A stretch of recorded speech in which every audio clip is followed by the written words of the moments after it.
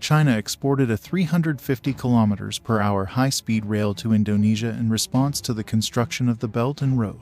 China also built a $5.1 billion railway from China to Jakarta, the capital of Indonesia. Indonesia will become the first high-speed rail in the southern hemisphere serving the country. It will be a new milestone for Indonesian people and Chinese engineers. Many people are curious. In 2011, Indonesia spent 3 years discussing the cooperation of these two projects with Japan. Why did it choose to cooperate with China in the end? First of all, let's take a look at the railway construction project, the Jakarta-Bandung high-speed railway from China to Indonesia. With a total length of 142 kilometers and a design speed of 350 km/h. It is a railway connecting Jakarta, the capital of Indonesia, and Bandung, the fourth largest city. The high-speed railway is the first high-speed railway in Southeast Asia. After the railway is completed and open to traffic in the future, it used to take more than 3 hours to travel from Jakarta to Bandung.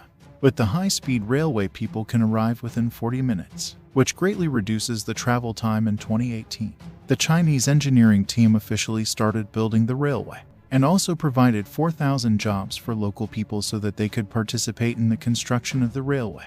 When Japan was in a low business period, in order to protect its own research and development technology, it did not want Indonesia to participate in the whole process. In the end, Indonesia and Japan disagreed, and the project was postponed. When the Chinese engineering team starts to build the railway, it also means that the Chinese engineers will face many challenges. As Japan analyzed the construction of this railway earlier, the geographical location of this railway is very complex, which brings huge challenges to the Chinese engineering team. The problem.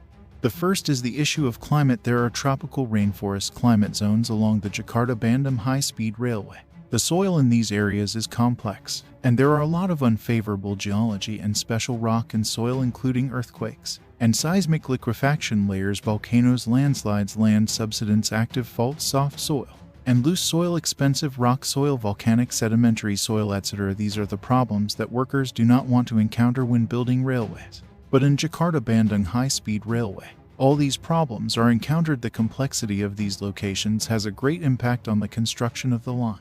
In China, they will not have these problems when building railways, because they have no volcanoes and no more archipelagos. The Chinese engineering team has to build a total of 13 tunnels to build this railway. Railway is jointly built by Indonesia and China. Considering the economic conditions of Indonesia, the expenditure of $5.1 billion is a huge burden to Indonesia. China has decided to provide financial support when building the Jakarta-Bandung high-speed railway. China Development Bank provided 75% of the project cost for the Jakarta-Bandung high-speed railway, and the Sino-Indonesian joint venture company provided 25% of the project capital. In addition, if Indonesia buys high-speed railway from China, China is willing to. The president of Indonesia was invited to Beijing, China, to participate in the trial operation of China's new high-speed railway line.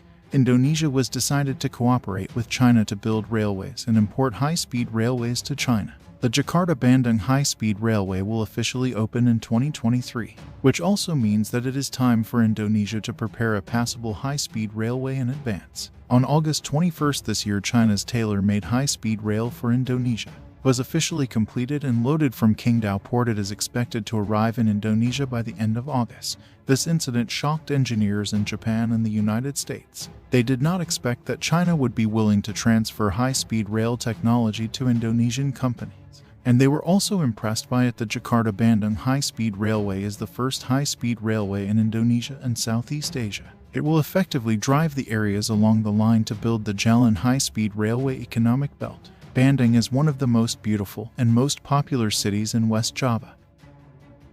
Which country in the world is willing to spend 10 years to build a high-speed rail for another country? This video is shared here. If you like my video, please comment below. Don't forget to subscribe. Thank you for watching.